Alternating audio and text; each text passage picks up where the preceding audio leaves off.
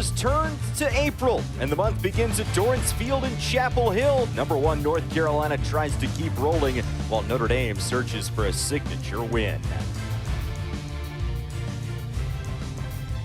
Hey everybody, thanks so much for joining us on this Saturday morning alongside the former Tar Heel defender and assistant coach Taylor Scotton. I'm Matt Krause. Well, Taylor, it's April. It's a different time of the season. You're playing less, practicing more, and turning your attention toward the postseason. You're in the meat of your conference games, some challenging games ahead for both teams, but really focused on where you are growth-wise, making adjustments, and getting ready for these games in front of you. Well, as the Fighting Irish search to find their footing in this last month of the regular year, they turn to their heartbeat, Casey Choma. Casey Choma, a player that brings energy, passion, has a get-it-done attitude. We'll see her come up big for this Notre Dame offense today, able to catch in the 8 and finish, take a 1v1 herself. Really has been a catalyst for this Notre Dame offense. 36 points this season for Choma, and she's needed to step up for the Fighting Irish because they're without the services of Andy Aldave. She now wears Carolina blue. A different shade of blue for Aldave. Has a different role on this UNC offense, more of an off-ball player with her IQ, calmness, ability to finish in the 8. We're going to see her add a different dynamic to this UNC offense. Like so many around the country, Aldave utilizing a 5th year of eligibility this year, and you said it, Taylor, a bit of a different role in the Carolina offense compared to how she played at Notre Dame. Yes, led her team in draw controls at Notre Dame, a do-it-all midfielder as well. We may not see her as much taking the draw, certainly in the midfield, in the mix, on the draw circle. Again, a really high IQ player we're going to see a lot of off-ball offense from, and ability to finish in the 8. Aldave, 4 goals for Carolina in the game against Boston College 2 games ago. Signature victory for the Tar Heels on the road, moved them up to #1 in the country. The last time North Carolina lost a regular season game was against these Notre Dame Fighting Irish, all the way back in 2019. Christine Halfpenny, 11th season as the head coach in South Bend. Yes, her team is 4-6 this year, but she remains optimistic. Says that they're having fun day in and day out. On the other bench, Jenny Levy, the only head coach in North Carolina history, 27 seasons at the helm of the Tar Heels, 2-time national champion in 2013 and 2016. Ready to go on a beautiful set. Dorrance Field in Chapel Hill. Notre Dame wins the initial draw of the contest. Notre Dame is in the green, North Carolina in the blue, but a unforced turnover for the Fighting Irish sends the Tar Heels on offense. Coach Halfpenny telling us in our pregame that she felt like her team has an advantage on the draw. We see Notre Dame win that first draw, but turn the ball over right away. Another focus Coach Halfpenny told us is limiting these turnovers in this game is going to be important and something that her team has needed to work on. North Carolina dominated the draw in their last game against Virginia Tech 7 days ago, a 20-8 victory over the Hokies to run their record to 11-0 on the season. Caitlin Wurzberger, the sophomore, the feed in front, turned aside by Bridget Dean. Veteran goalkeeper for Notre Dame comes up with a stop on Carolina's initial offensive possession. Dean is a talented goalie. UNC is going to have to shoot well and shoot in the right places to capitalize today. She's been a player in the past that's been able to stifle the UNC offense when she's hot. Here comes Notre Dame, and speaking of stops, Taylor Marino of North Carolina, the all-time wins leader in cage for the Tar Heels. Like that both goalies have gotten a touch on the ball already. Definitely helps teams to kind of settle in, feel like their goalie's already made a save, and really get into the fabric of the game. We've seen offensive aggression from both teams.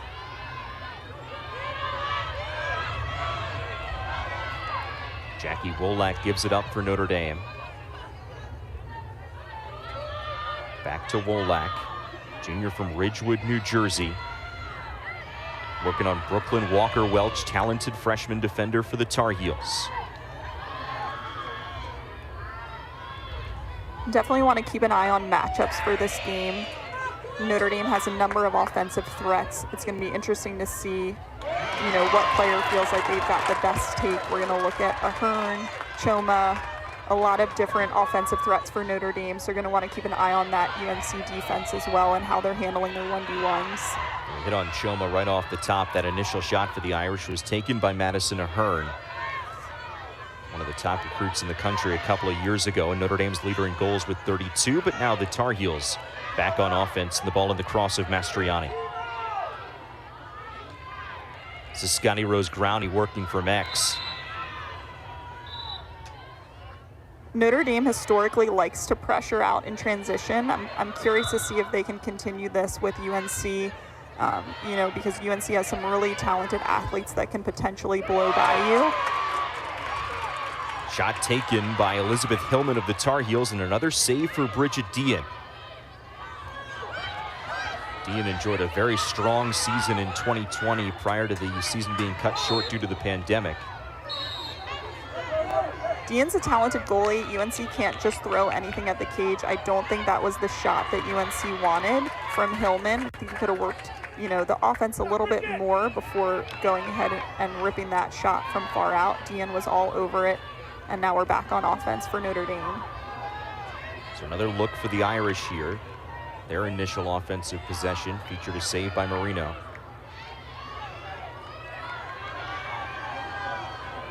Notre Dame's last action also 7 days ago, a 15-12 home loss against Duke. Another agonizingly close defeat for Notre Dame, 4-6 on the season.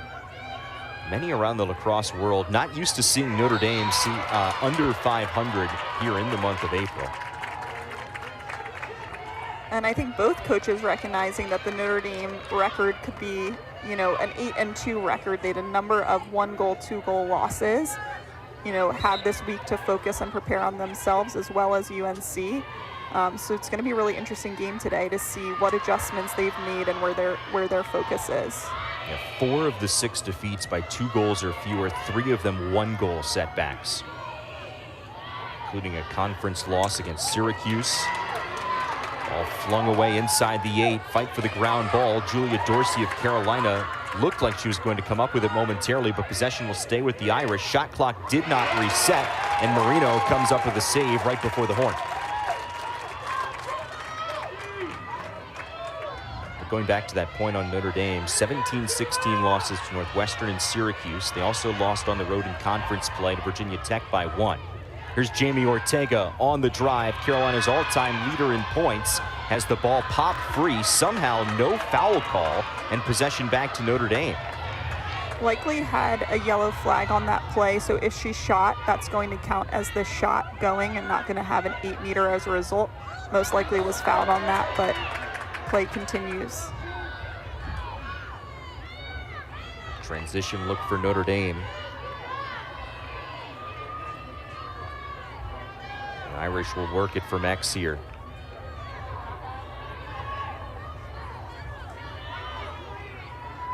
12th all-time meeting between these two teams. They had played just once prior to Notre Dame joining the ACC and played twice last year. 2 very, very different games.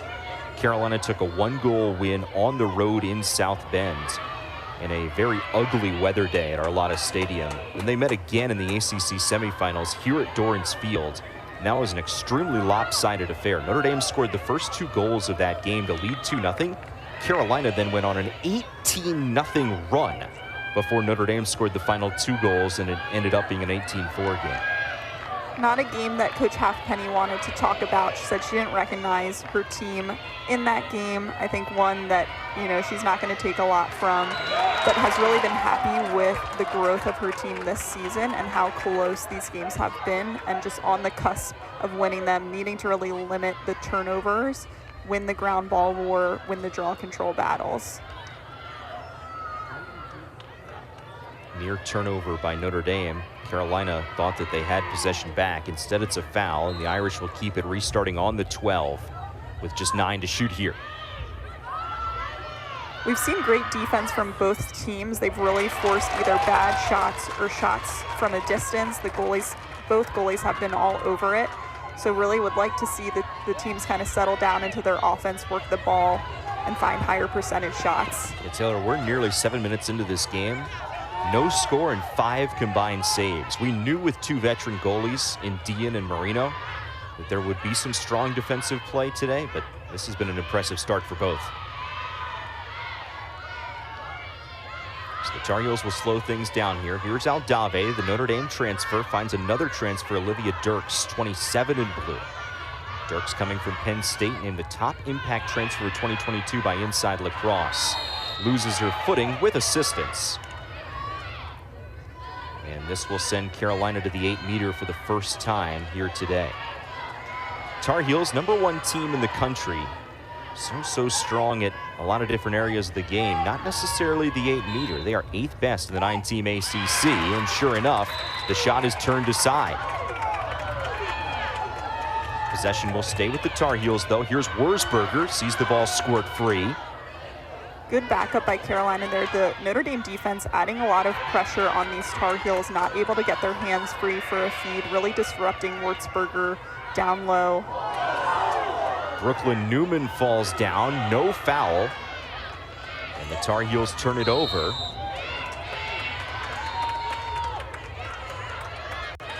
So a first turnover by Carolina. Notre Dame's turned it over once so far, and here come the Irish in transition.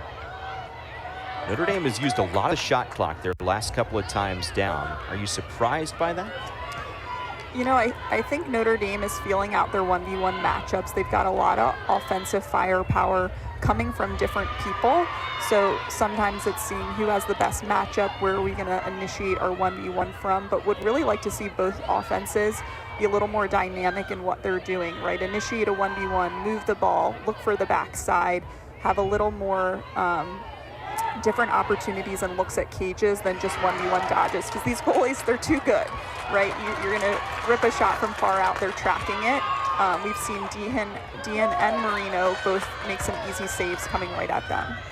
That shot was taken by Kelly Dennis of Notre Dame. Now a feed in front. Wurzburger's denied by Dean. Another incredible save by Dean. Again, right, that's too easy for her. Wurzburger had a great look cutting from underneath her defender with a shot on cage, but puts it, right back, stick side in Dean's stick.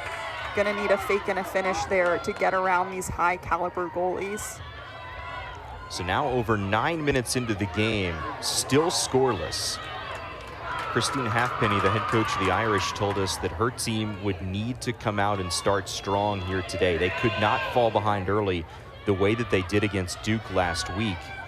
Carolina also fell behind early against Virginia Tech. They trailed that game 2-1 with 2 minutes left in that first quarter. Jenny Levy said that was no surprise because her team played on the road against Boston College, had to travel back then at a midweek road game against High Point. As Notre Dame turns it over, sloppy missed connection deep in the corner, and the Tar Heels take possession back. But right, as student athletes, you're always dealing, with different challenges, whether it's schoolwork, traveling, getting back from a late game, having a flight delay, needing to recover. Both teams having these challenges. So, it's really about stepping up, kind of limiting those distractions and being ready to play. I think both teams, right, ready to play today, but haven't really settled down and gotten into, their style of offense. Coach Levy's quote was, "Sometimes you forget it, but at the end of the day, we're coaching human beings. These players are human and they experience things like tiredness." So she wasn't surprised at all that her team started slow against Virginia Tech. And looks like right now Notre Dame is electing to face guard Geiserbach, which is, a player we typically see on that low left crease for Carolina, generating a lot of offense, taking some pressure off of Jamie Ortega in that side of the field. So interesting choice by them to face guard her, still let Jamie Ortega operate. It's an opportunity for Carolina to use a 6v6 to their advantage, have a little more space to play. Off of the Notre Dame holds, Scotty Rose Growney to the 8-meter arc for a free position. Growney drives. Dean says no again!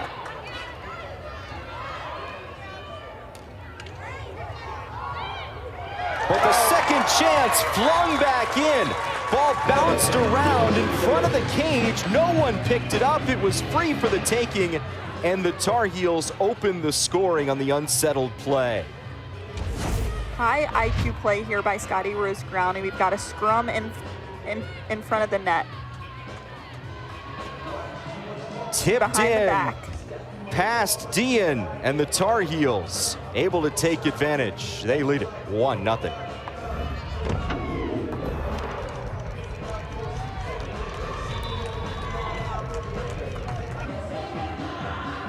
Our game today features two of the most experienced goalkeepers in the ACC, and the statistics bear out that they're two of the best as well. We've been impressed early on by Dean and Marino. Taylor.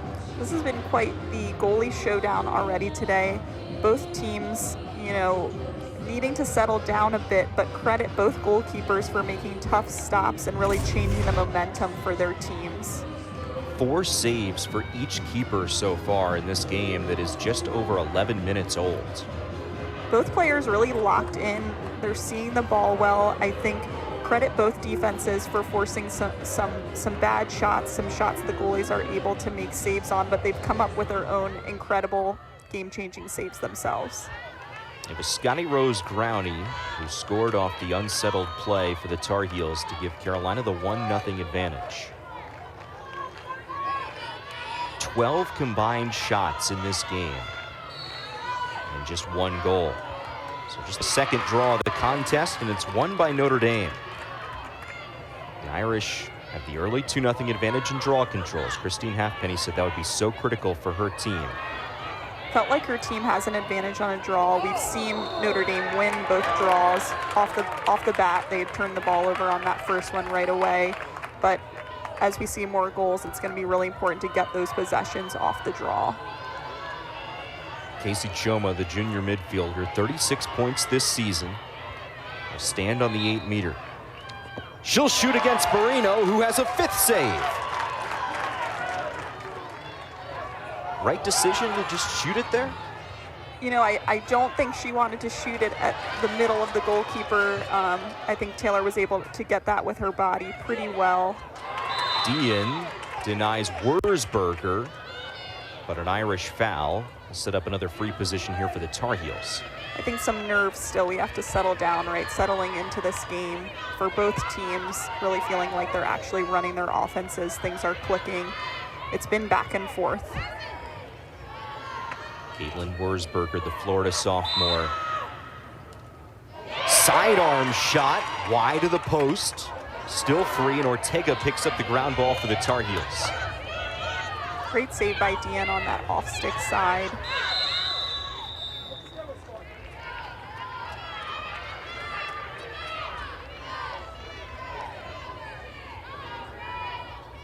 So we might have a shooting space call here. We'll put Elizabeth Hillman back on the 8-meter. 4th-year junior from Falston, Maryland. Hillman will give it up. She'll find Aldave, and her former teammate Dean says, "You're not going to score against me." That was a great decision by Hillman to give that ball up to Aldave, who, had the freedom and space to make that finish. Dean all over it. Both goalies just incredible today already. So now 5 saves for both goalkeepers as the Irish have another opportunity to even the score at 1. Notre Dame still the most recent team to defeat the Tar Heels in the regular season. Carolina's lost twice since that defeat to Notre Dame in March of 2019. But both of those losses coming in the national semifinals to Boston College 2019 and 2021. So Notre Dame's lone win against Carolina as Marino jumps the passing lane like a defensive back in football. Coming in to take that one away. Marino knows something about football. She was a kicker in high school. Oh yeah, high IQ play by Marino there. Sees Notre Dame's getting, a little lackadaisical on making that pass low. Thinks it's just going to be given to them. She steps out, able to get an easy possession for her team. Is that something you scout on video during the week? Or is it just an instinct play? I think it's a mix of both. Certainly you want those players to have those instincts to step out, be confident in those passing lanes, make interceptions, but it can be high risk, high reward. So if you're not getting that ball, you're leaving an open goal open for that team. Jamie Ortega, Carolina's all-time point leader. Again, Carolina's still in that 6v6 offense because, you know, they have a face guard that they're electing to pull out of that offense. So working the ball around, we see Wurzburgers come up a little bit higher, but they're gonna have much more space to dodge and some more open dodging lanes. Dirks, the spin and the save by Dean.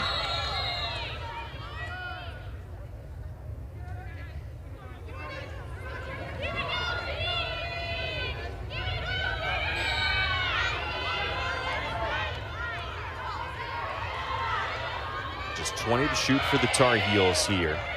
Final minute of the opening quarter, a low-scoring affair. Just one goal so far. It's come from Scotty Rose Growney. Wurzburger loses her footing, scores anyway. 24th goal of the season for the sophomore.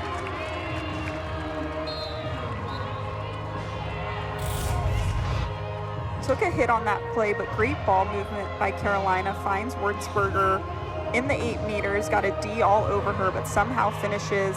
Foul on the play, so Notre Dame will receive a yellow card. It's going to be Carolina's ball at the center.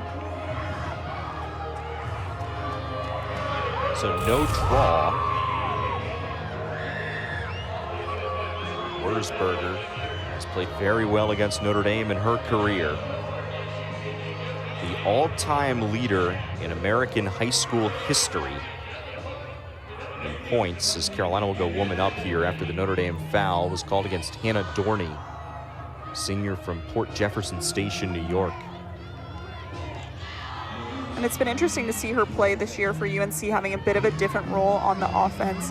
Last year, with Katie Hogue being part of that Carolina offense, you know, had the ball on her stick a lot, feeding both Wurzburger and Ortega. But now we're seeing Wurzburger really have a bigger role in the offense as far as distributing the ball, QBing from behind, playing in different spots. Really are seeing her IQ this year and her ability to feed the ball and score herself.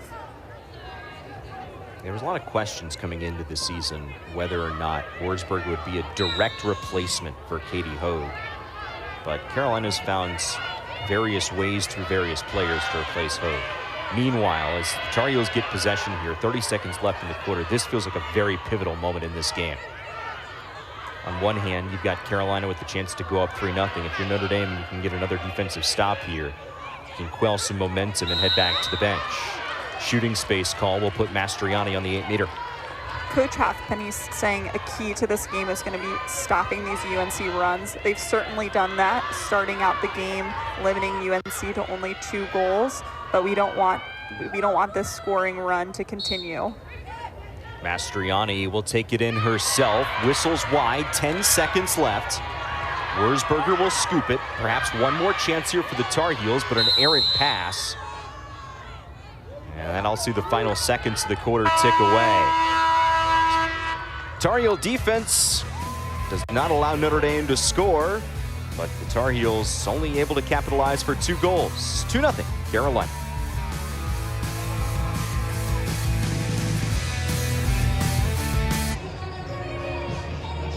The climb continues for Jamie Ortega. She's the all-time points leader at North Carolina, and with just 2 points today will pass Stony Brook's Taryn Ohlmiller for 3rd place all-time in women's college lacrosse history at the Division I level. What a career for Jamie Ortega, Taylor. And a career that started her freshman year. When you think about coming in, contributing as a freshman in this college lacrosse landscape, it's challenging, and Jamie Ortega has done that from freshman year on. Something Jenny Levy pointed out to us is that some folks will make an argument that, okay, Ortega got an extra year of eligibility. Well, she only played 7 games in 2020. It's not like there was a full season played in 2020. And also she's battled injury. This is only her 81st career game here today. So when the numbers bear themselves out, it's roughly even to what the other players on that list have seen in terms of opportunities to rack up those points throughout their career. I think an important context to understand, especially right, with now many players having 5th years, Jamie Ortega has still been just as efficient and dynamic as her peers in this category. Tar Heels will have a minute 23 of woman up to begin this second quarter after the Notre Dame yellow card against Hannah Dorney. Irish will win the draw, though, and they'll be able to kill off this penalty time if they so choose. With former Tar Heel defender and assistant coach Taylor Scotton, my name is Matt Kraus. Glad you're with us. North Carolina in search of a 29th consecutive home win here at Dorrance Field. Notre Dame 4-6 on the season. 4 losses by 2 goals or fewer. They're in search of that signature win. This would certainly be one if they're able to come on the road and knock off North Carolina. Irish in the green, Tar Heels in the Carolina blue. Have done their job so far, Notre Dame, in winning this draw control battle. So definitely a point that Coach Halfpenny made to us as a key to the game, as well as the ground ball war. But the turnover has been a problem for Notre Dame. That's their 4th turnover of the game. I'm curious to see what adjustments these teams are going to make heading into the second quarter. New to the lacrosse season this year is having 2-minute timeout breaks in between quarters. We've seen momentum change. We've seen teams make adjustments. I don't think either team happy with this first quarter. Goalkeeping aside, being excellent, but would really like to see both teams kind of settle in, feel comfortable in their offense, and see a little more dynamic, shots on cage from both sides. Well, another stop from Bridget Dean. It's now 8 on the game for the Notre Dame goalkeeper. Leading the ACC in saves per game coming in. Check out the ride from Andy Aldave here. Nearly forces a turnover. Irish with just 5 seconds to get it across.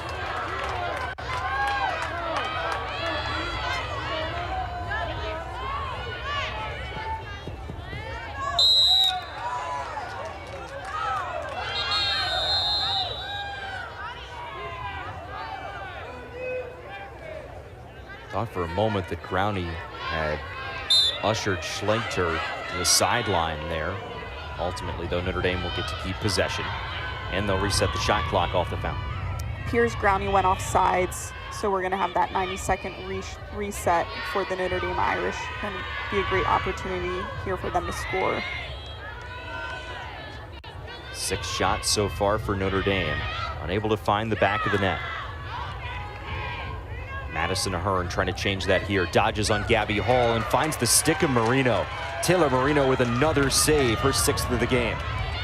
A great take by Ahern there, but neither one of these teams can shoot right at that goalie stick. Both teams needing to be smarter and more deceptive about where they're putting the ball on cage and really locked into finishing. I'm a little bit surprised by the amount of dodging that we've seen as the teams attempt to score in the early going in this game. Not a lot of trying to find cutters in front of the cage. Right, I think when you're not yet comfortable in the game, you rely on that one-on-one, watch your teammate try to go to cage and hope they do their job and get it in. But I think once both teams settle down, feel a little more comfortable moving the ball around, we're going to see some more dynamic offense from both teams. I don't think, you can just rely on your 1v1 offense, especially against these types of goalies. Mastriani drew the slide and turns it over. 3rd turnover of the game for the Tar Heels.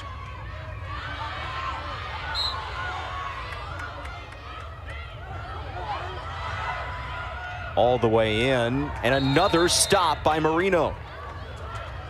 That was Megan Scudero, the defender, that took it in on Marino, trying to score in transition. Not a bad idea for Notre Dame. They haven't been able to get anything going in the half-field offense, so why not try a transition look? Transition is a great time to push the tempo. She did not get picked up by that Carolina defense. High IQ recognized that, decided to take the shot herself, but needed to get a little bit more into the 8 to get herself a better angle on cage. Marino all over it, able to make that save easily with the ball hitting the ground. Closing in on 20 minutes complete. 15 combined saves. There's a feed in front and another stop by Dean. Race to the end line, and it's backed up by Carolina. Tar Heels will keep possession here. Shot clock resets to 60. That's a rule change this year. I love the patience we're seeing from both goalies. Dean, not just kind of reacting to what's going on and trying to throw her stick or her body at the shot. She's patient in cage, tracking the ball, able to see what's going on and where she needs to step to make that save. Both goalkeepers have been very calm, very poised in cage. Both teams with a turnover. Carolina had the turnover inside the offensive 8. Then on the clear attempt, Notre Dame unsuccessful. Aldave picks it up and the Tar Heels will go back on offense. And we see Taylor Wareheim enter the game, a player that Coach Levy had mentioned coming off an injury, has started to get herself back into the lineup, get some playing time as she's overcoming that. She's a high IQ player for Carolina, going to give them a different look on that inside off ball. Crease violation gives possession back to Notre Dame. Wareheim, number 22 in blue, heading to the bench now. Coming back from a shoulder injury, as you alluded to, Taylor's come off the bench in the last 3 games. Irish in transition.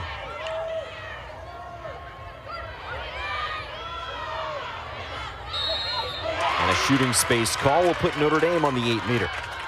Great ball movement in transition for Notre Dame there. They get the Carolina defense to collapse, clog up that space, but then they find a player on the backside wide open who easily draws that shooting space. This is a great opportunity for Notre Dame to score off the 8. Mary Kelly Doherty, they call her MK. Will step onto the 8-meter. She'll pass out of it to Choma. Ahern misses wide. Flag came up, shot missed, but Notre Dame backs it up.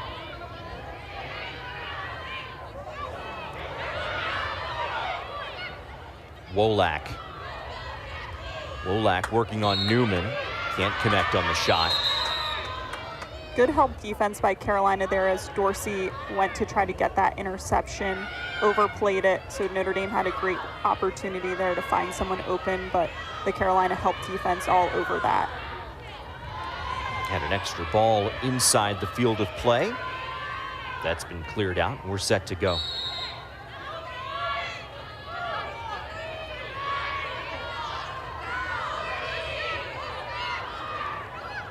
Choma went low on Marino, who bends down and keeps it out of the cage.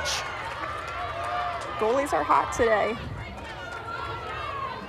17 combined saves in this game.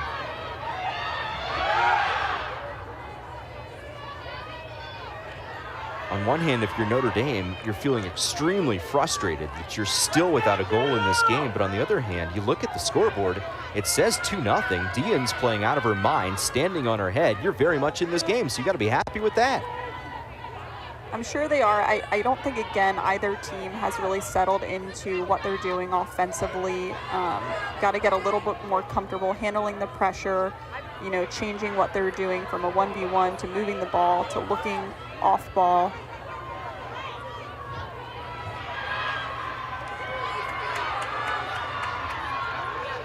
Here's Wareheim back in there. We talked about her a moment ago. Senior from Maryland as the ball pop out of her cross, but with assistance, this will stay with the Tar Heels.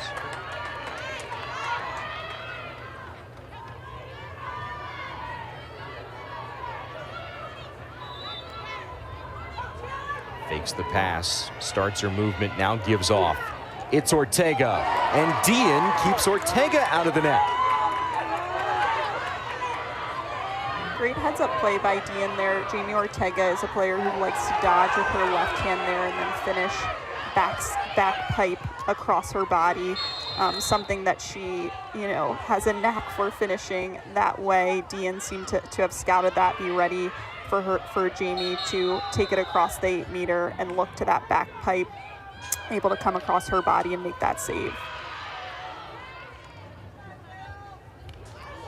So Notre Dame calls a timeout, trying to get that offense going. Still a 2-0 lead for the Tar Heels. Jenny Levy's team on top.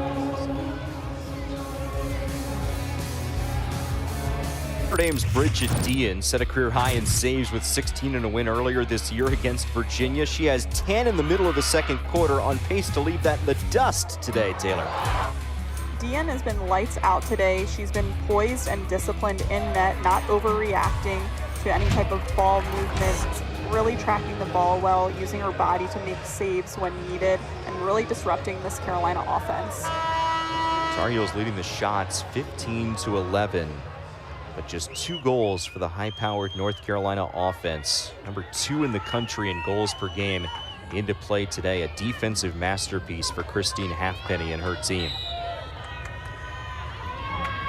So Notre Dame called the timeout, trying to set things up offensively. We'll see if they try and go quickly or work with a patient approach here. Seems they're content to work it around the 12-meter fan. What do you think they talked about in the huddle? You know, I think it's easy when you haven't scored and when you haven't settled into your offense to rely on your 1v1s, to watch your teammates try to take the ball themselves instead of be really disciplined to your game plan and what you set out to do. And I think it takes a really mature team to handle that, be poised when you aren't scoring, to trust the process and trust, you know, what you've prepared for this game. So it looks like Notre Dame's really starting to try to get into the offense that they plan to play here. We're seeing more movement up top. We're seeing, you know, a QB from behind dodging right now, looking for off-ball feeds, but want to see them continue to move the ball and look for different things. 15 to shoot. And Notre Dame out of the timeout onto the scoreboard.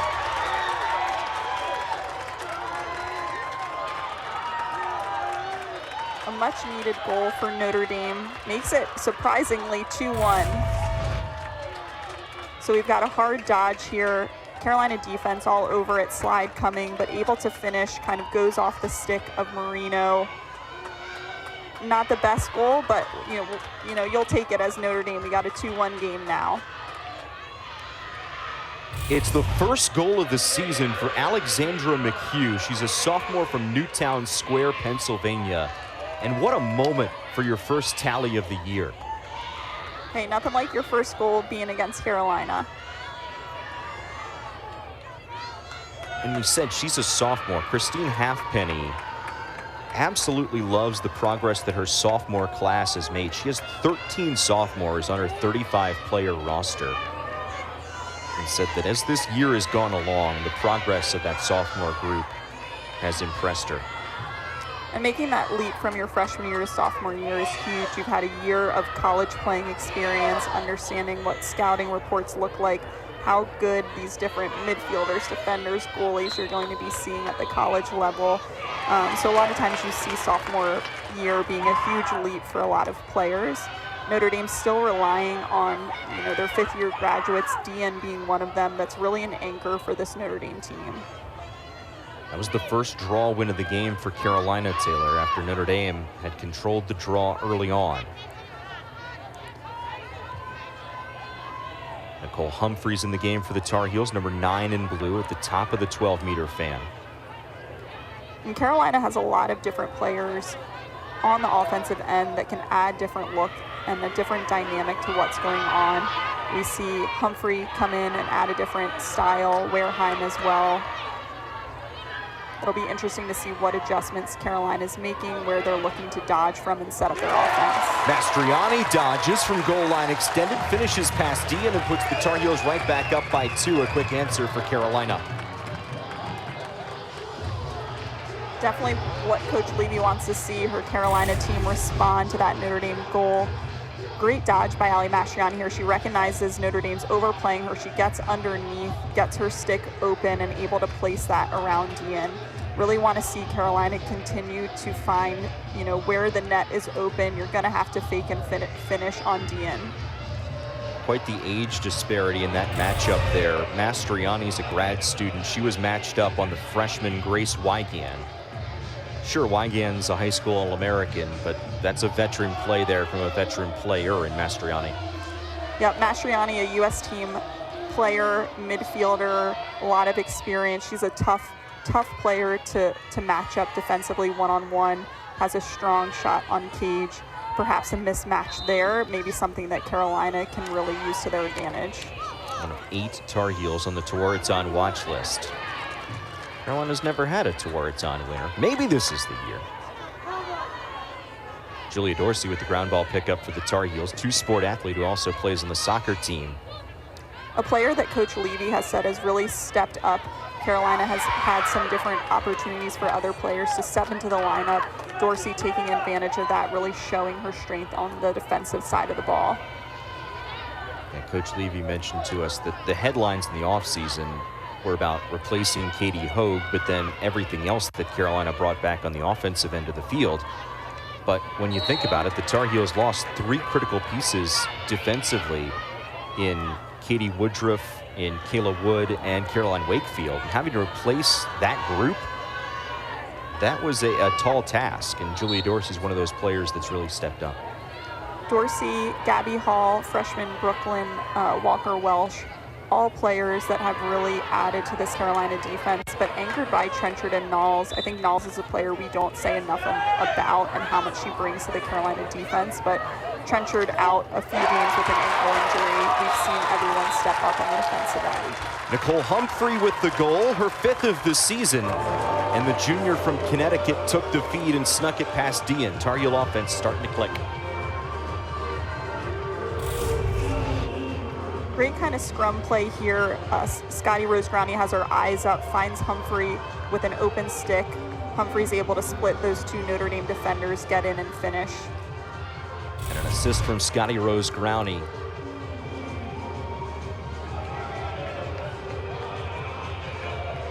Humphrey's 3rd goal in her last 4 games, 3 straight ACC games with a goal for Humphrey. Boston College, Virginia Tech, and now Notre Dame. Another player that adds a different dynamic to Carolina's offense. That's what's so challenging about playing Carolina. They have so many different types of players with different styles, different IQ, and they play a clean game of lacrosse. There's nothing really gimmicky about it. And, we see different players step up at different times, and perhaps this is a game that Humphrey's really going to shine. Talk about shining and putting in the work. Humphrey picks up the ground ball off the draw. Now 3 straight draws to the Tar Heels. And that advantage Notre Dame had early, gone. Definitely a point of focus. Coach Levy mentioned, even Coach Halfpenny feeling like her team had that advantage at the draw, something Carolina, I'm sure, has practiced this week and really locked in on. Mastriani wanted a second. Instead defers for Ortega's. The Tar Heels will utilize some clock here. Ortega still without a point today. That'll change. Jamie Ortega moves into a tie for 3rd in NCAA history in career points, her 413th. Love seeing Ortega attack from a different side of the field. We're used to seeing her in that left elbow space. Now we've got her at the top of the 8, coming around on that right side, coming down hard in a 1v1 dodge, able to put the ball past Dean with a strong finish.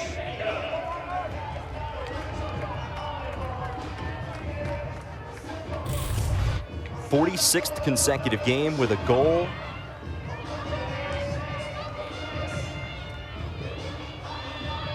'75 straight games with a point for Ortega. It wasn't an if, it was a when she was going to score. Ortega is a player you have to know where she is on the field at all times. She had that amazing connection throughout her last 4 years with Katie Hogue, catching a feed and finishing. We've seen her dodge from different places in the field. Want to see a little more cutting and finishing from Carolina, using more off-ball play, because this is a team that, can really be successful using that as part of their offense. We've seen both teams rely a lot right now on 1v1s. How have you seen Ortega adjust her game in the post-Katie Hogue era this year? I've noticed Ortega faster and quicker than I've ever seen her early on this season. Noticed that right away, and being able to separate herself from defenders in a 1v1 in transition. I think she's added a level of fitness to her game to really take it to the next level. but she's always been such a great finisher. It's now working with new people who are feeding you, being comfortable with them and being able to read each other really well. One of those feeders, Caitlin Wurzberger, alertly finds an open Mastriani who draws the shooting space. A chance now to send this run to 4-0 for Mastriani and the Tar Heels. Goes high and into the stick of Dean. So a critical stop for Notre Dame, because Carolina, ever since the Irish cut it to 2-1, had the quick answer and then started to play and make it take it. Right, first look for Notre Dame here after this Carolina run on offense.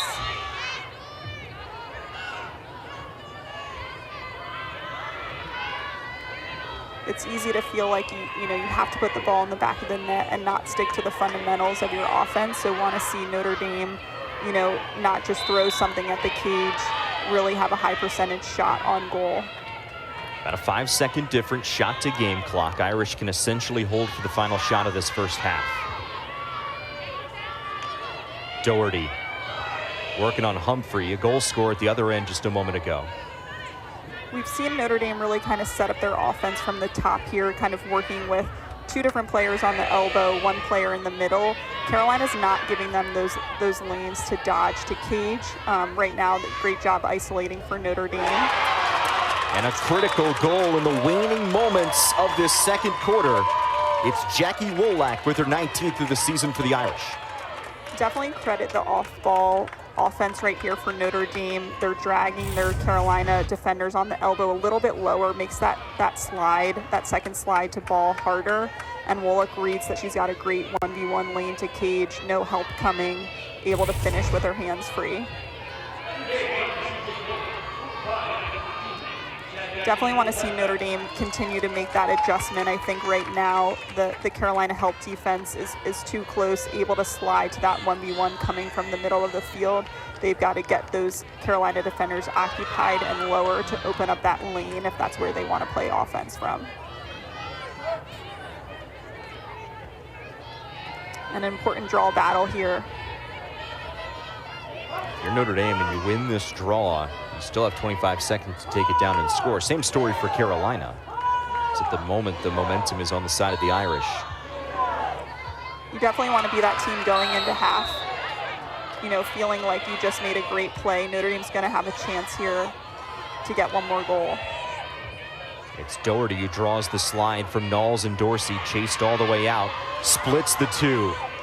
Doherty on the move with 7 and 6. Great IQ by the Carolina defense there to double that ball, knowing that Notre Dame's looking to push the ball, trying to get a shot. They really make it hard for Notre Dame to see what's in front of them and keep them out of the 8 there. So a low-scoring first quarter. Pace picks up a little bit in the second. But the Tar Heels, the #1 team in the country, in front by 3 at the break. Strong goalie play for both sides. Carolina enjoying a 3-goal lead. It's halftime. Sound on next.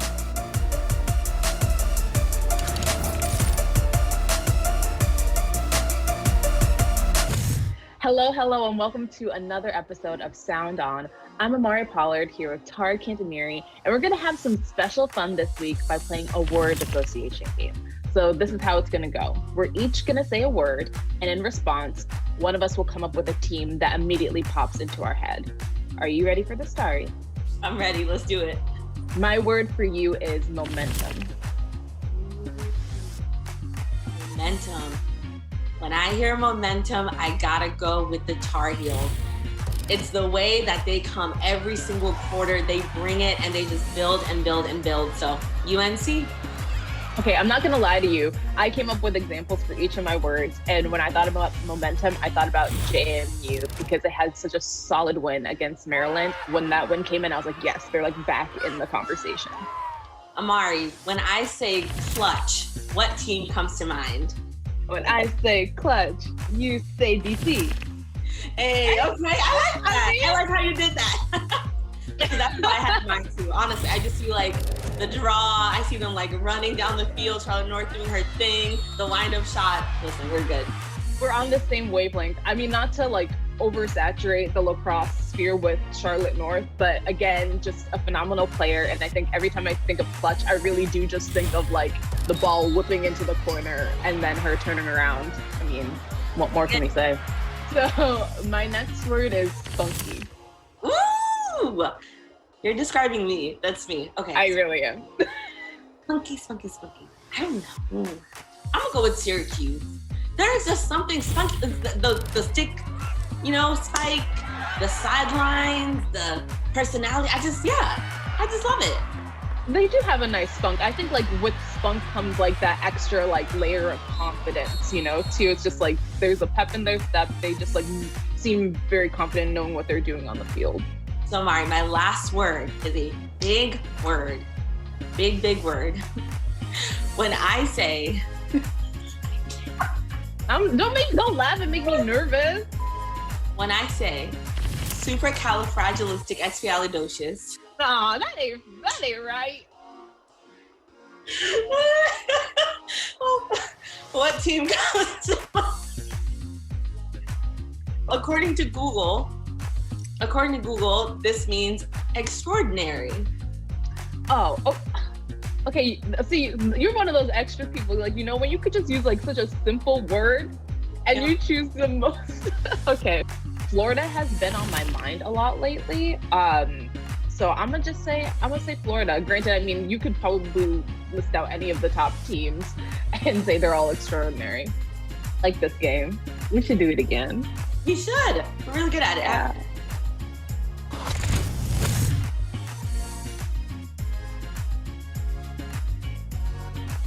Time here at Dorrance Field. Alumni weekend for Carolina women's lacrosse. Recognition during the break. They see their Tar Heels on top by 3.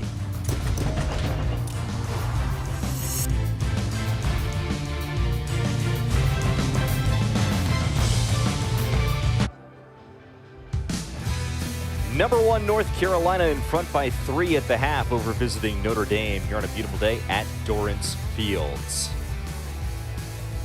Hey everyone, thanks so much for being with us with former Tar Heel defender and assistant coach Taylor Scott, and my name is Matt Krause. Well, Taylor, a low-scoring affair so far. What stood out to you? Not the game we expected. I think just neither team has really settled into their offense. We've seen a lot of 1v1s. Started to see at the end of the first half there, Notre Dame a little more confident in how they're setting up what they're doing. But I think we'll see some adjustments in the second half. Well, early on in this one, the game was all about goalie play. And as we look at our highlights from the first half, both Bridget Dean of Notre Dame and Taylor Marino of North Carolina shone early. The goalies have been lights out, both offenses needing to make adjustment in where they're shooting the ball, from what distance, adding a fake before trying to finish. But goalies have been patient, they've been poised, making incredible game-changing saves. Then the ball started to go in the cage a little bit more. Mchugh with her first goal of the season for Notre Dame. Tar Heels had a quick answer with a 3-0 run. Then a critical strike from Jackie Wolak of Notre Dame in the waning minutes of that second quarter. Sends us to 5-2 at the break. Check out those save numbers. 11 for Dean, 9 for Marino. The Tar Heels have been balanced offensively. Right, we haven't seen any team really, step up offensively and take over the game just yet. Carolina having some different players step up, provide some different looks. I really am interested in the second half to see how the offenses settle in, what they're running, less reliance on that 1v1 play and really moving the ball more. The Tar Heels break the huddle. There's Marino. Her 9 saves, helping keep the Tar Heels in front in this one despite an offensive day that has been below what Carolina has seen at certain points this season. Both goalies contributing to that. I mean, incredible play by Dean and Marino, really challenging these offenses today. So again, really curious what we're going to see in the second half. Both teams have had a full half now to kind of get into the game. I think halftime is a great time to reset as a team. Remember, what you're setting up, what you're focused on, and really come out this second half strong. Tar Heels in the blue, Notre Dame in the green. Initial draw of the second half. Squirts around and controlled by Elizabeth Hillman of the Tar Heels. Carolina will go on offense first. #1 team in the country in search of a 29th consecutive home win. Notre Dame at 4-6 on the season. Not a spot that folks are used to seeing the Irish. They would love to earn a signature victory on the road here in Chapel Hill. Good start to the third quarter with a turnover. Certainly not a reason to overlook the Irish. I think Coach Levy, knowing full and well that this team that she's facing is talented and capable, and their record doesn't necessarily reflect that. Coach Halfpenny noting that her team has had a lot of learns this season. I loved that when she said, you know, we've got more learns than wins. And it was one of those deals where you're like, hold on, what did you say? And for Notre Dame, the L in the loss column, the WL, L doesn't stand for loss, it stands for learn, because they want to take positives away from every single game, even if the scoreboard at the end of the day doesn't favor them. And every game is an opportunity to learn something about yourself, learn what you want to work on, how teams are going to challenge you, and that's what it's all about. You want to grow through March and April so that come May, you're prepared to play, and all that matters is tournament time. Now, the key for Notre Dame is making it into the tournament. At 4-6 overall and 1-3 in the ACC, starting to run out of opportunities to bolster the resume. They still have Boston College on the schedule as the Tar Heels open the scoring here in the third quarter. Würzburger really patient there, working the ball at X, has her eyes up. She's got her defender in front of her. She's looking for that stack of Carolina players coming off the top of the 8-meter. Finds that connection with Ortega. Ortega easily finishes with her left hand there. Really like the patience from Würzburger here. She could have given the ball up. She continues to hold it, work her defender, curl up, has her eyes up, finds a cutting Ortega. Nice little pop cut in front of her defender. Notre Dame sort of relaxed on Jamie Ortega, which is not something you can do. You never want to give her that freedom with her left hand, and we know it's dangerous. She finishes quite easily. Second goal of the game for Jamie Ortega, and update those record books. She moves past Taryn Ohlmiller into sole possession of third place in the NCAA career point list. Next target is Jen Adams, 31 away. In great company, Jen Adams, one of the best lacrosse players in the history of the sport, as well as Kylie O'Miller, a player on the U.S. team currently. The Tar Heels back up the opening goal of the quarter with a draw win. Draws now favoring the Tar Heels 6-4, but they've won 6 of the last 7 dating back to the first half. Definitely a key to the game. Both coaches calling out the draw battle being extremely important. We saw Notre Dame have that advantage early on, that Carolina step up here in this end of the first half, beginning the second half. Dyer's back off the feed, locates Ortega, who has herself a hat trick.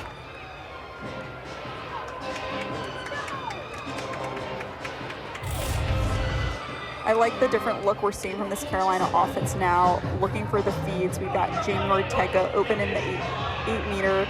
Credit Geyser back for that feed there. Has her hands free, again, able to finish easily. I think probably that focus from Coach Levy at halftime is really, seeing the cage and looking at where you're going to finish. Deanne is too good of a goalie to just, shoot as hard as possible at the cage. Notre Dame needs to talk things over. It's a timeout for the Irish. Tar Heels have the first 2 goals of the third.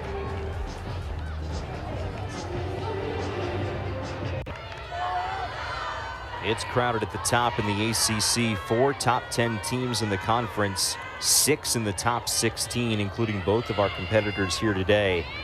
#1 North Carolina, undefeated, now leading by a game-high 5 here over Notre Dame. The ACC conference really challenges you, but sets you up to be playing your best lacrosse come May, which is what any coach is focused on. Carolina still has yet to see Syracuse and Duke, some other top teams in the ACC they've got coming up. They'll be huge focuses for them. Tar Heels will travel to the Carrier Dome next Saturday for a 2 p.m. game on ESPNU against the Orange, and then Duke will come here to Dorrance Field for senior night in the regular season finale, April the 21st. But as deep and talented as the ACC is, the Tar Heels have not lost a regular season game since March of 2019 against this Notre Dame team on the road. 5 consecutive ACC tournament titles for the Tar Heels, who get another goal off the draw win. It's Sam Geyersbach with her 17th of the season. Geyersbach, someone that Notre Dame had elected to face guard in this first half here, taking her out of the offense, putting Carolina in a 6v6. Notre Dame now in a zone-style defense. Geyersbach reads that opportunity to slide in between players and has her hands free to finish. Graduate transfer from the University of Richmond. Had just 1 goal in her last 2 games. That was against High Point in the midweek game last week.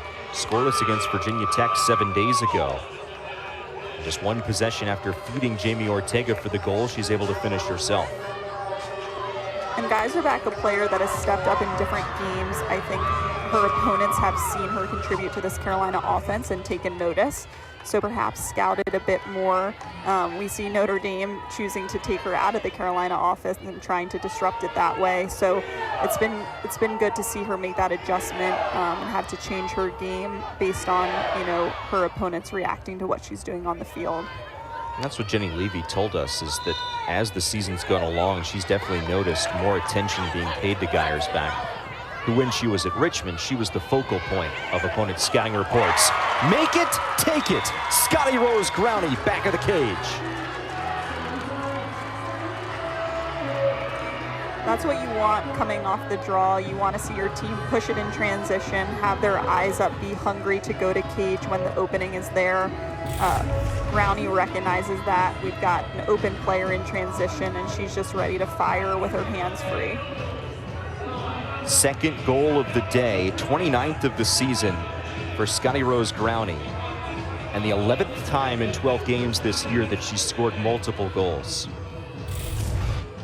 You know, Growney, another player that's part of this Carolina offense that steps up and does her job well. Used to be a midfielder for Carolina, has a bit more freedom now as an attacker to really focus on the offensive side of the game.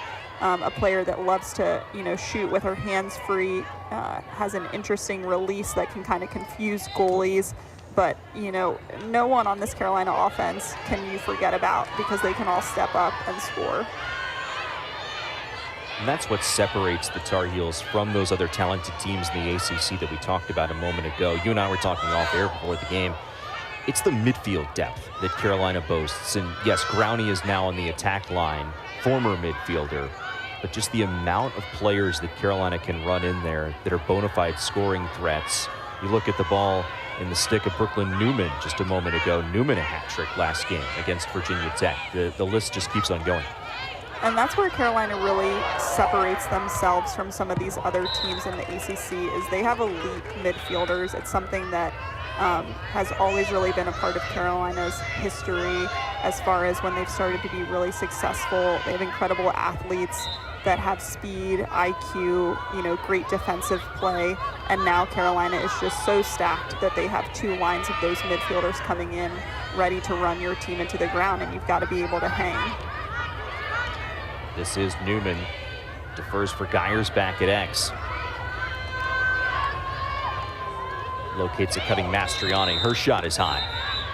And I think we see right now why Notre Dame had elected to face guard Geyersbach, because she has really been a great glue to this Carolina offense, giving Carolina that look on the left side, as well as a complement to Wurzburger behind. Really a great 1-2 punch for this team.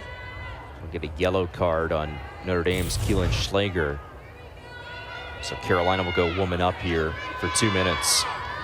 And a chance to add to a third quarter run that's already 4-0. This was a 5-2 game at halftime. This was a 2-1 game late stages of the second quarter. And the Tar Heels have put the foot to the floorboard. I think this is exactly how Coach Levy wants to see her team react.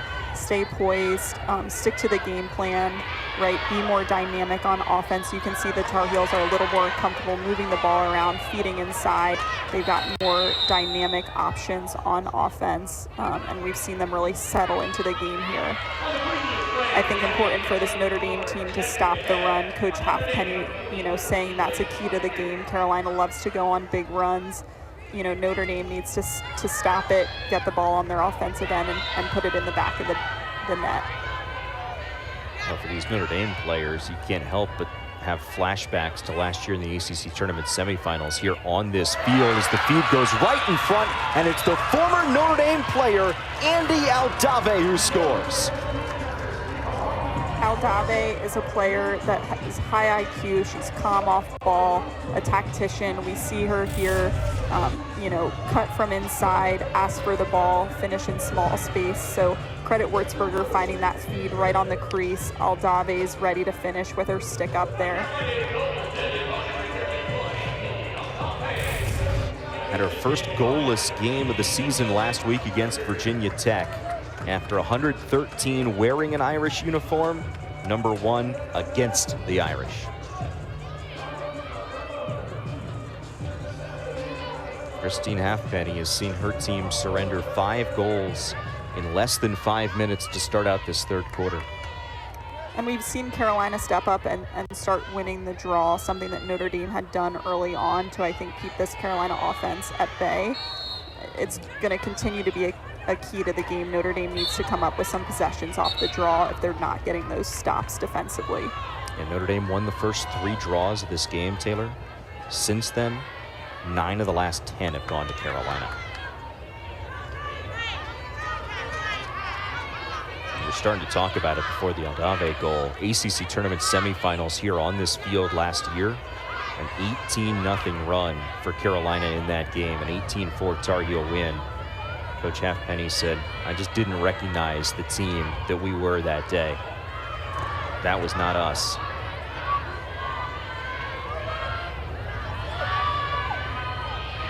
There are definitely some games as a coach that it's not beneficial to bring up. I think one of them is, let's forget about that game, be confident in who we are. Carolina, although they're good, to Coach Halfpenny's point, is they're human and they can have an off day and you can force them, break up their offense and force them to have to play a better game. But we've seen Carolina step up right here in the second half. Tell you what, Caitlin Würzburger is handing out assists from X like Halloween candy. This one to Jamie Ortega.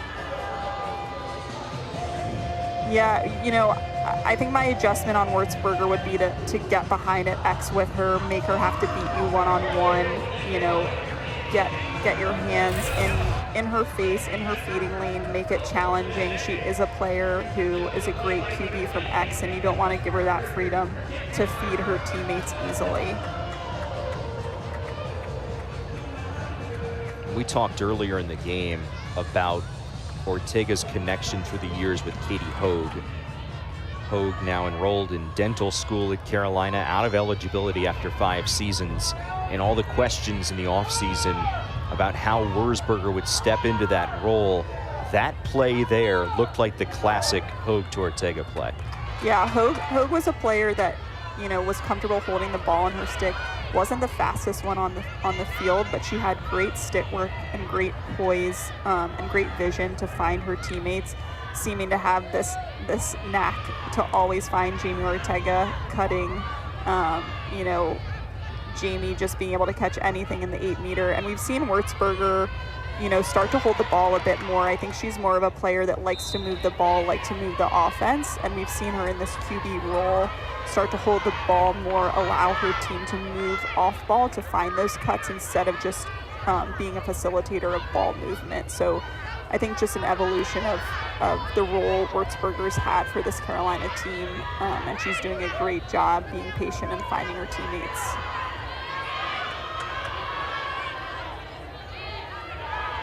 Now it's Aldave on goal line extended. Aldave connects with Dirks, 2 transfers finding one another. Dirks steps in, Dean comes up with a stop. Second chance, and Dean again denies it.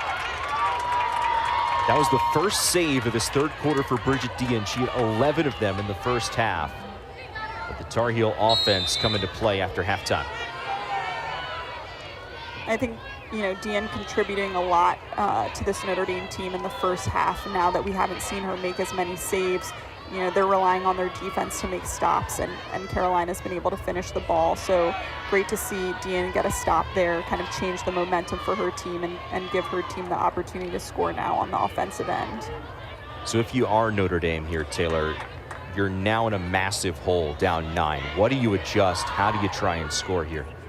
I think it's easy to take a look at the score and get caught up in needing to score goals. You want your team to be poised, to be confident, to stick to the game plan. It's easy to get rattled when you're down, right, and just start relying on 1v1s, not playing as a team. So you've got to trust each other, you've got to be confident, and you've got to have that belief that you're coming back. Crazier things have happened. A 9-goal game is nothing, really. Stay at 9 as the shot misses wide. Yeah, still nearly 22 minutes to play. Gabby Hall with the defense, and Marino with save number 11 on the game. Now here come the Tar Heels in transition. It's the freshman from Canada, Brooklyn Walker-Welch.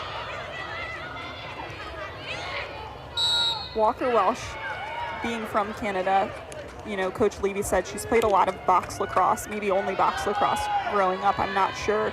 And so field lacrosse, a little different in that you have that midfield opening ability to run. So Walker-Welch has adjusted her game, as far as being comfortable doing that. We see her speed right there, pushing the ball in transition and really giving her team an opportunity to score. Free position goes for naught. And Taylor, it wasn't just box lacrosse for Brooklyn Walker-Welch growing up. It was box lacrosse on a boys team up until age 14. And once she turned 14, she started playing field lacrosse with the girls team and actually qualified for the Canadian U19 team at age 16. Very, very talented player from north of the border. Yeah, we haven't seen her as much showcased today. Having watched Carolina's games from this season, there's different points where she really stands out. Her stick skills are incredible as a defender. The way she can pick up a ground ball, her handle is really unique, and a really credit to that Canadian style of lacrosse that gives you, incredible stick skills, and you're forced to play in small space and take care of the ball. I think she's going to be a player we're going to see in these next 3 years have a huge impact for Carolina. And as we talk about her, she puts Notre Dame on the 8-meter. Irish will get another chance here.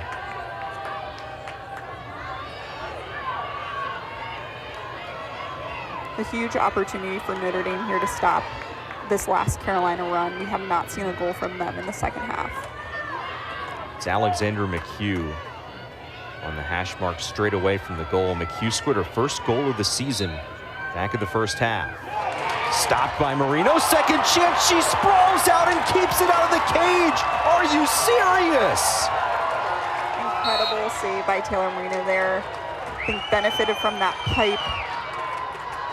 She had gotten herself kind of on the ground and had the IQ to keep her stick up, stay in the play. I mean, that's exactly what you want from anyone on your team. Regardless of the situation, she stayed in it, got that second save. An absolute stone wall and cage for the Tar Heels.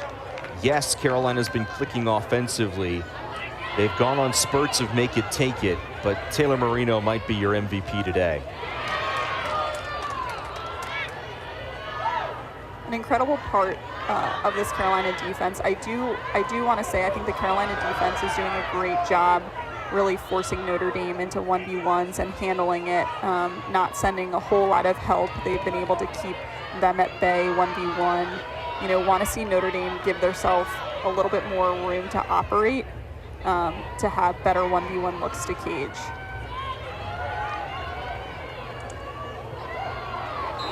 Quick shot backed up, no reset, so under 30 to shoot for the Irish.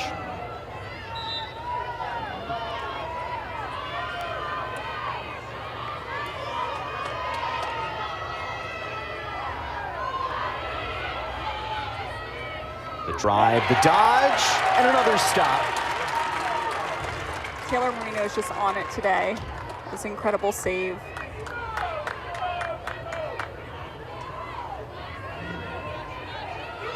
So make it 13 saves for Marino. That now equals her with Dia.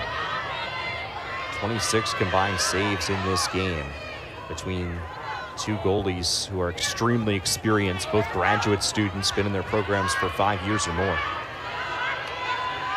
After all those looks for the Irish, it's still a 9-goal Carolina lead. Wareheim from X.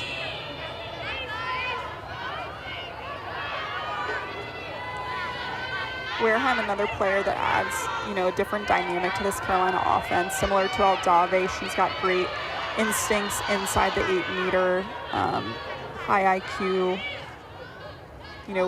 really knows what she's doing off ball, but we see her also contribute to this low part of the offense. It's Wurzburger from behind goal line extended yet again. This time Geyer's back is the lucky recipient who's able to put it home. We're definitely seeing Carolina, having settled in finally into their offense. Wurzburger really posed from behind, has got her eyes up. Guys are back wide open with her D kind of on her back, able to finish easily. Really like this adjustment that Carolina has made. And again, that poise and confidence we're seeing from Wurzburger as she keeps the ball in her stick behind, has her eyes up, is looking for her teammates. Second goal of the game for Geyer's back off Wurzburger's 4th assist.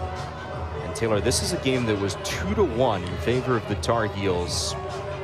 About 5 minutes to play in the second quarter. We've now got the running clock in effect. The running clock in women's lacrosse comes into play when one team is ahead by 10 goals or more. And I wouldn't say either team had a slow start, right? Coach Halfpenny, that was one of her emphasis to us of, we can't start slow. We need 60 minutes of focused lacrosse. And both teams just really not able to settle in that first half. We're seeing Carolina finally confident, running their offense, having different looks, not just 1v1s to cage. And that's what makes Carolina so dangerous.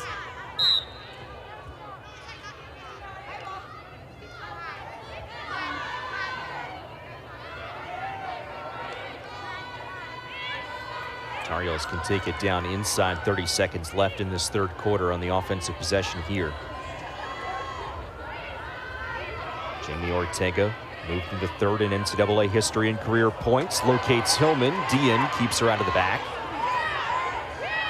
Great find by Ortega there. Hillman not able to finish. But that's where we're used to seeing Jamie Ortega really operate from that left side, have her eyes up feeding as well as dodging.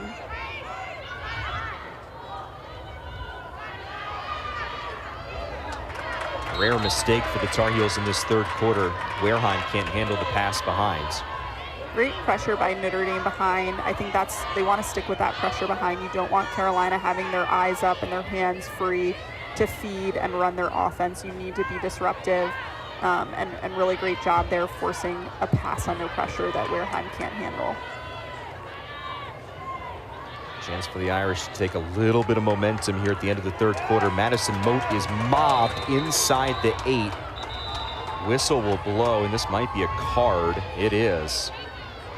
It's a card for contact to the head. Great collapse there by the Carolina defense. Notre Dame kind of got stuck inside the 8-meter in a lot of pressure. I think Carolina has done a great job of reacting to these 1v1s, clogging the space, and just forcing turnovers that way when Notre Dame's gotten stuck in small space. It's Casey Choma, and you see it there, Taylor. Yeah, we see the contact to the head there. Always going to be an automatic yellow card. And now Carolina will be woman up on offense. And it's the third yellow card against Notre Dame in this game, so this is the final releasable penalty. Under 10 to go in the quarter. Humphrey hesitates, defers behind. Aldave sees the clock, and Dian keeps it at 10 as the horn sounds. Taylor Marino pitches a shutout for the third quarter. Acrobatic play in the cage, and her offense provides support as well. Carolina by 10 after 3.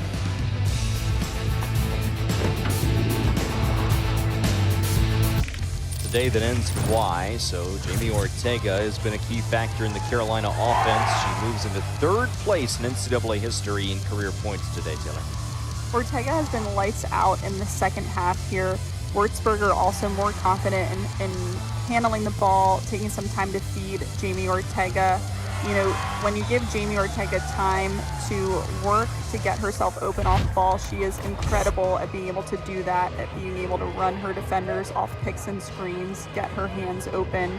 Wurzburger's been able to find her, and Jamie Ortega has a lethal finish. So 31 points from tying the ACC record. 82 away from tying the national record. Carolina has 3 regular season games left.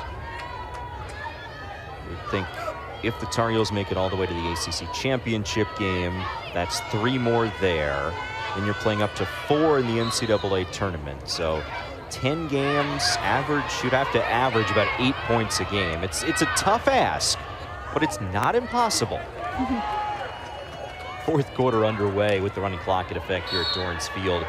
Alongside the former Tar Heel defender and assistant coach Taylor Scott and Matt Krause with you. And the Irish open the quarter with a goal. It's Madison Ahern. We haven't called her name very much in this game. The junior out of Massachusetts who leads the Irish in goals picks up her 33rd of the season. Ahern has been held in check a little bit by this Carolina defense. We see her have the freedom to work here, take the ball 1v1. She is a top offensive threat for Notre Dame. You know, I think what we want to see here from Carolina, right, is going strong into this 4th quarter, a point that Coach Levy had made to us as far as her coaching staff looking into. You know, the momentum changes now that we are playing quarters. Was not thrilled with her team's 4th quarter play against BC, letting them back into that game. So she's, going to want to have her team focus on not letting Notre Dame in. Strong start for Notre Dame here in this 4th quarter. Draw win by Mastriani of the Tar Heels. Carolina has now won 13 of the last 15 draws after Notre Dame opened the game winning the first 3. Tar Heels can both utilize some clock here and try and push the lead back to 10. Now, if you're Notre Dame, yes, you're 4-6 on the season. We talked about that throughout the broadcast, how Notre Dame is not used to being a sub-500 team as the calendar turns to April. But they're 4-6, but could be 8-2 with 4 losses by 2 goals or fewer, as Humphrey will pass out of it. Losing some footing there. That was Mastriani, I believe, that went down, and Notre Dame will get it in transition. But the Irish, with those 4 narrow losses, could be so much better record-wise on the season. And yet, as they try and build an NCAA resume, this is on pace to be their most lopsided loss of the season. If you're Christine Halfpenny, what are you looking for in terms of positives aside from the huge comeback here in the 4th quarter? You know, you're facing the #1 team in the nation, so it's going to be possibly your toughest game of the season so far.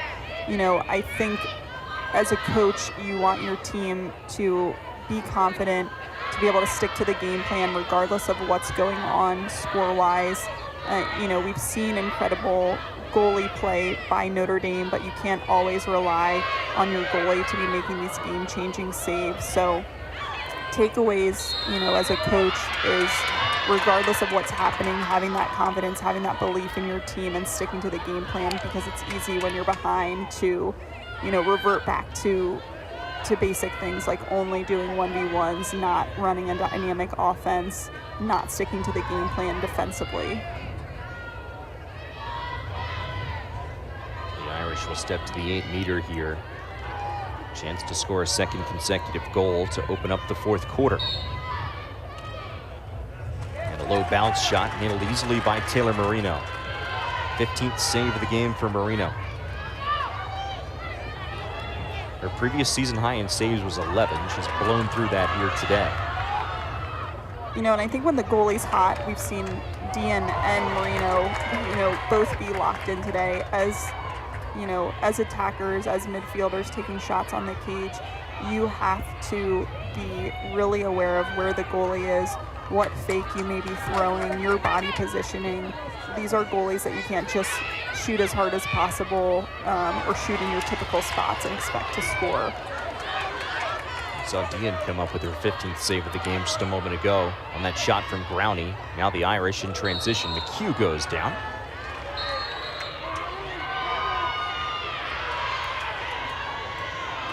This will be a card on Nicole Humphrey. So the yellow card to Humphrey puts the Irish in a woman-up situation for the next 2 minutes.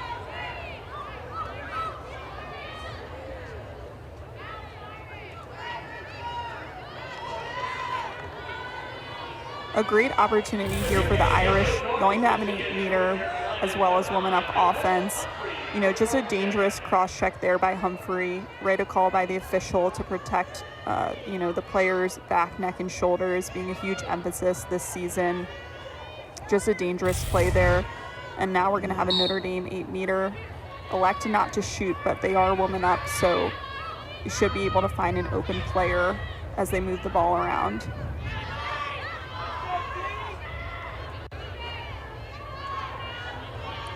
Time not on the Irish side, though. Down by 9 here, under 12 minutes to play. We see Carolina, you know, being woman down, opting to go into their zone defense, as most defenses do when they are a player down. Notre Dame still having a hard time finding that open player. Carolina doing a really good job clogging the space in the middle, not finding an easy look inside. This is when you really have to trust your ball movement and know where your 2v1 is. This is where you need high IQ players in, you know, running your woman-up offense. Yeah, it's something that you practice all the time in those training sessions during the week. Kelly Dennis draws the slide, and the Tar Heels come up with a turnover. It's Nalls, the ACC Defensive Player of the Week, who leads the break. You love a woman down stop. Carolina's going to have an awesome opportunity now to finish in transition. Sprawling stop by D, and then it was a foot race to the line. Jamie Ortega sprawled out to back that one up. You love the hustle play from Jamie Ortega there. Love a sellout for your team, regardless of the score. If you have an opportunity to get the ball, as a coach, you know, you want to see your players go all out. So the Tar Heels now can kill off this penalty time before they initiate the rest of the offense. With the game ticking down toward 10 minutes to go.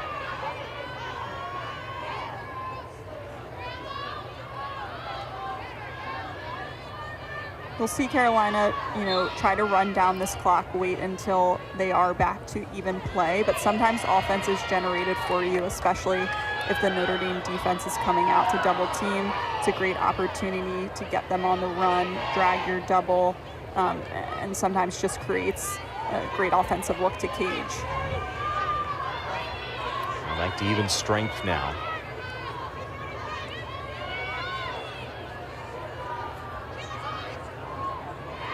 It's Ortega on the move. Another one for Ortega. And this is typical Jamie Ortega. This is what she's known for, this dodge coming from the left elbow, able to easily beat her defender over the top.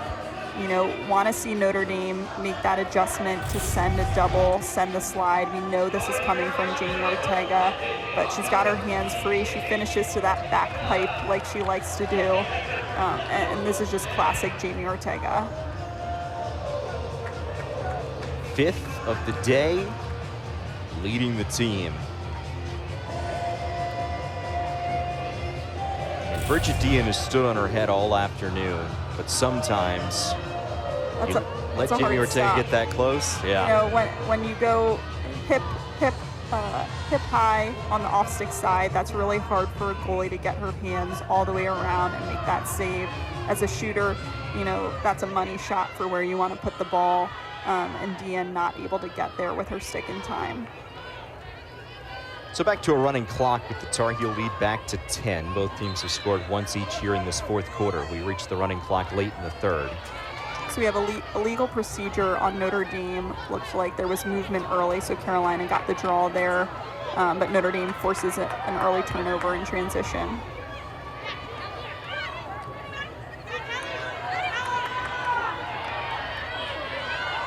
Now the Irish moving down the middle of the field. This is Kelly Dennis. We got a Carolina defense all over her right now, clogging up that space. You know, when you're pushing the ball in the middle of the field, you have to be aware of where the defense is.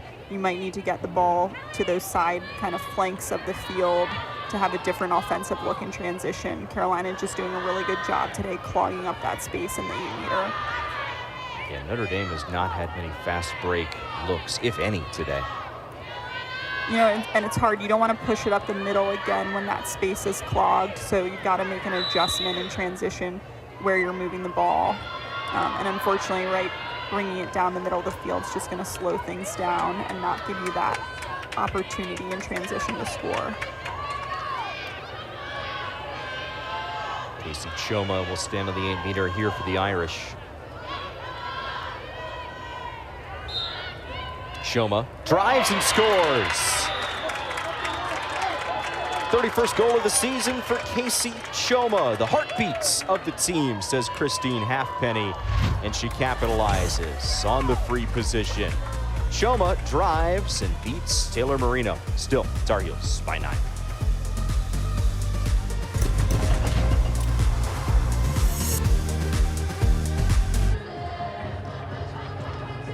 Third quarter was the difference so far today. The North Carolina Tar Heels, #1 team in the country, outscoring Notre Dame 7-0 in that 15-minute span to blow this game wide open. Bridget Dean really stood on her head in the first half between the pipes for Notre Dame. More of a struggle in the second half here, Taylor. And we've seen both Ortega and Wurzburger step up in this third quarter. We've seen the UNC offense settle down, be more poised, be more strategic about what's happening, and really just blow this game open. So the Tar Heels on the verge of moving to 5-0 in ACC play. Notre Dame, if they don't complete the miracle comeback here today, will be 1-4 in conference play for the first time since they joined the conference. And there's a pretty clear separation starting to develop in the ACC between the top 4 and the rest of the league. And you know, you can never take a game off, but you can never take an ACC game off. This conference is challenging. You know, Notre Dame, regardless of their record, you have to prepare, you have to be ready.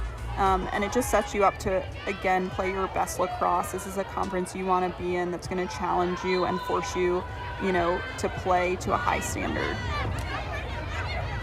So even if the Irish can't make the comeback, they still have opportunities in front of them.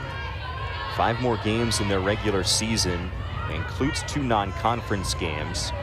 And then next week, they're on the road against Boston College. BC, their one loss this season, the 1-goal setback to Carolina in Chestnut Hill a couple of weeks ago.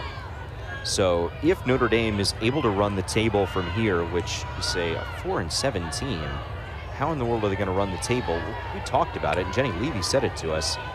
Notre Dame is a much better team than their record indicates. It's certainly possible that they can make those adjustments and start turning some of those learns, as they say, into wins. And again, yeah, this is when you want to be playing your best lacrosse. So coming into April, coming into May, they're going to have the ACC tournament in front of them, and it's win or go home. So regardless of what your record was in regular season, it doesn't matter. If you show up to the ACC tournament playing your best lacrosse, you know, you're going to have a chance to compete in the NCAA tournament.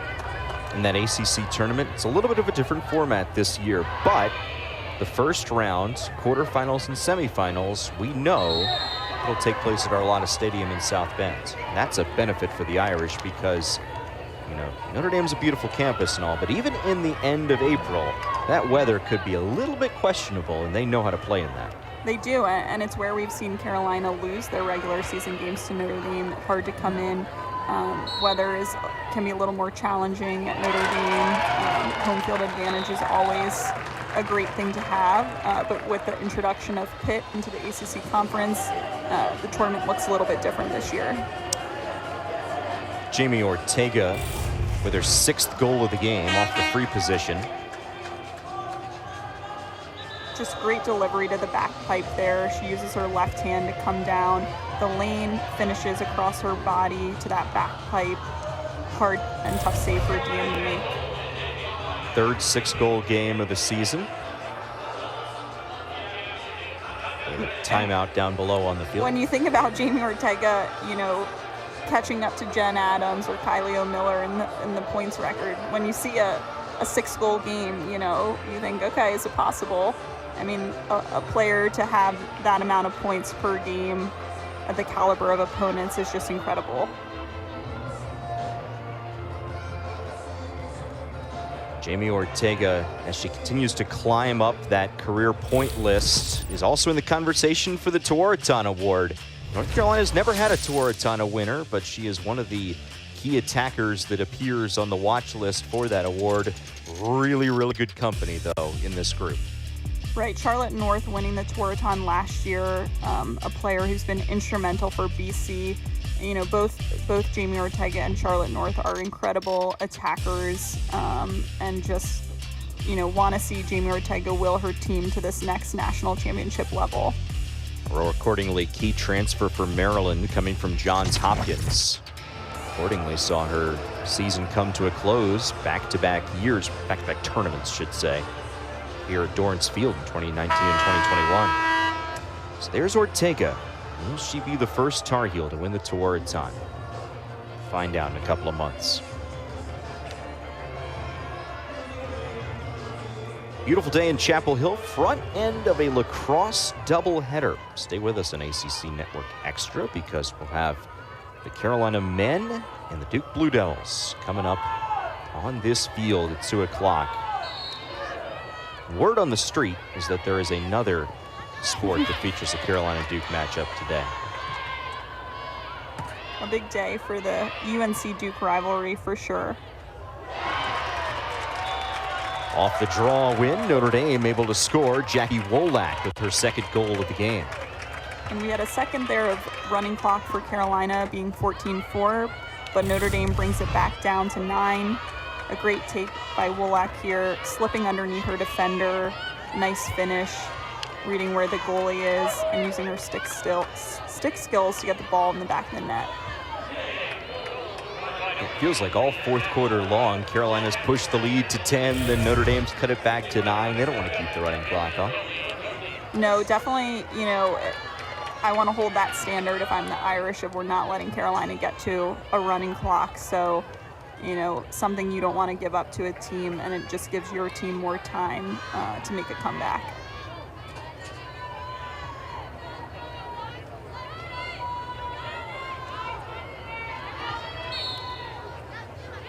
Another draw win for the Irish. Mary Kelly Doherty takes it in. Under 5 to go in the game, 9-goal lead for the Tar Heels. Carolina attempting to hold a third straight opponent and 6th in the last 7 games to single-digit goals. The only exception in that span, Boston College, who scored the 15. Yeah, I don't think we talk enough about this Carolina defense. And Matt, to your point earlier, they graduated 3 of their starting 5 last year, really being anchored by Nalls and Trenchard. But, Gabby Hall, Brooklyn Walker-Welsh, Julia Dorsey, amongst many other defenders that Carolina really has elevated this unit, and they're challenging to play against. Irish back to the 8-meter here. The drive and the goal. So Notre Dame pulls it within 8, closest it's been since late stages of the third quarter. Yeah, great opportunity here for Notre Dame, scoring off the 8-meter. They're still in this game, and as a coach, you want them to be focused. They won that last draw control, gave themselves an opportunity to have an offensive possession where they finish. 4 minutes is a lot of time to play lacrosse. And for Coach Levy, right in this fourth quarter, she wants to see her team not give up momentum. 35th of the season for Madison Ahern. Leads the team in goals.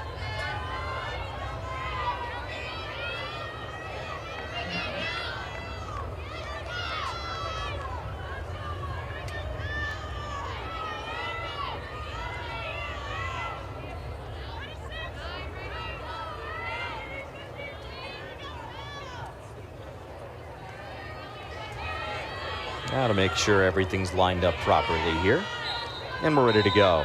didn't go high enough, so this will be alternating possession, and that will give possession to Notre Dame. Right, a new rule this year for the game of lacrosse and officiating is if you cannot determine who's at fault for the draw, it's going to go to an alternate possession, Notre Dame having that first alternate possession.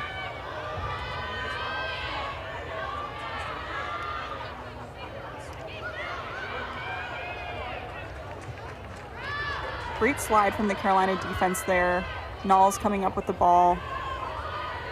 Emily Nalls, number 1 in blue, one of those players that we talked about throughout the game, stepping up on the defensive side of the field for the Tar Heels this year. ACC Co-Defensive Player of the Week this past week. Set a program record with 10 ground balls against High Point. She has been everywhere. And I think she's been a solid, contributor and defender. We hear a ton about Emma Trenchard, who, is a phenomenal defender. Gets a lot of the press as far as defensively what Carolina's doing, but Emily Nalls is incredible in her own right, and what she's been able to do on the ground in transition, taking care of her 1v1s as well. Well, Trenchard aggravated an ankle injury late in the Boston College game, didn't play against High Point or Virginia Tech, so that's a situation where Jenny Levy's telling her team, okay, you don't have your veteran senior leader out there who's one of the best defenders in the country. Good luck, go prove it, this is your moment.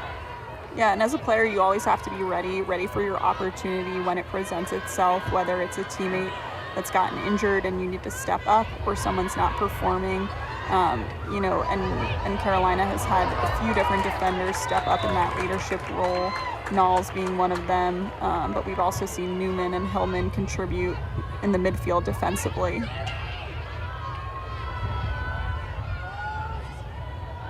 Tar Heels content to work clock here with the game clock down under 2.5. Newman walled off at the 8, defers for Ortega.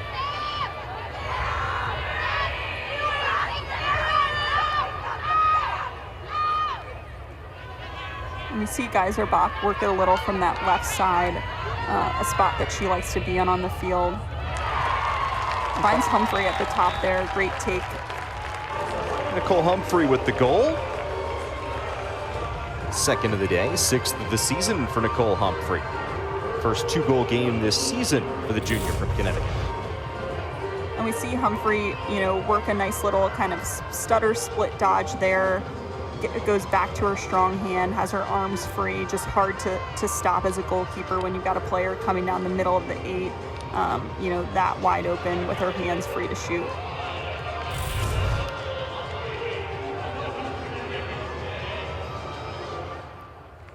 We talked about it back in the third quarter, the depth that the Tar Heels boast on the offensive ends.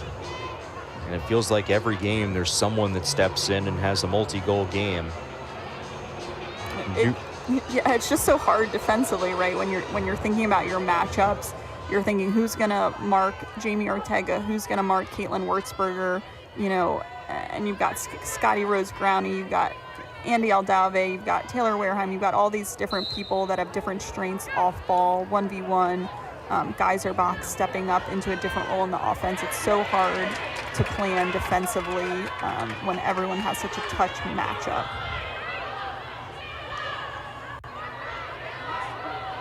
Notre Dame started having more success here in the draw in the fourth quarter. Ultimately, it'll prove to be too little too late. I think definitely something that Coach Halfpenny wants her team to continue to focus on, right, regardless of the score, being locked into the draw, winning that battle. So, really great to see Notre Dame still battling it out there and getting possessions for their team. And a draw win turns into a goal and a hat trick for Jackie Wolak. And right, exactly why the draw is so important. Gave the Notre Dame offense here an opportunity and a possession to score. Wolak taking advantage of that, isolated in a 1v1 dodge. Again, has her hands free, no help really coming for UNC, and is able to rip it past Marino. Third hat trick of the year for Wolak. Yeah, the Irish now outscoring the Tar Heels in this fourth quarter 5-3. It's just that one quarter we talked about in the game summary. Carolina's 7-0 advantage in the third. The absolute difference in this game here today. And it takes me back to what Christine Halfpenny told us before the game. We have to play 60 complete minutes. And unfortunately for the Irish today, they'll play 45, not 60. Yeah, that tough third quarter where Carolina just really, settled into their offense and was firing on all cylinders. Deanne not able to make as many game-changing saves during that quarter, but you can't overly rely on your goalie to always be the difference. And Carolina just proves how dynamic and threatening their offense is.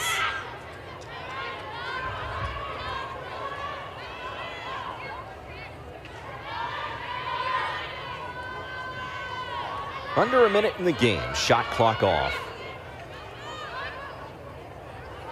Marino keeps the shot out of the cage from Choma. So the Tar Heels will go to 12-0. They'll win a 29th consecutive game at Dorrance Field. Post a third straight win against Notre Dame since the last time Carolina was beaten in the regular season. That was against the Irish back in 2019. Notre Dame in very unfamiliar territory. First ever 1-4 start in ACC play now.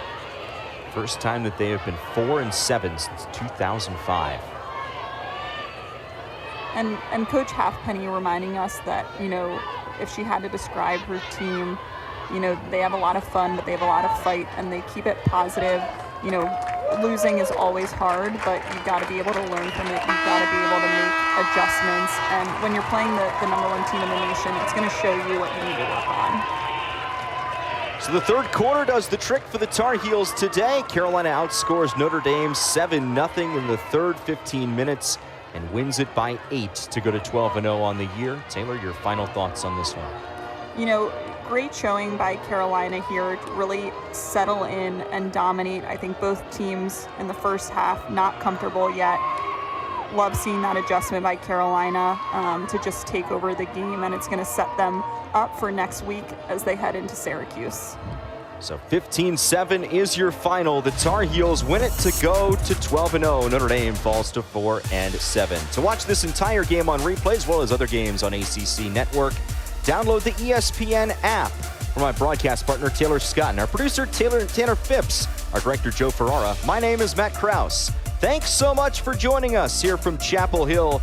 Tar Heels win it over Notre Dame and win again at home. Have a great rest of your Saturday.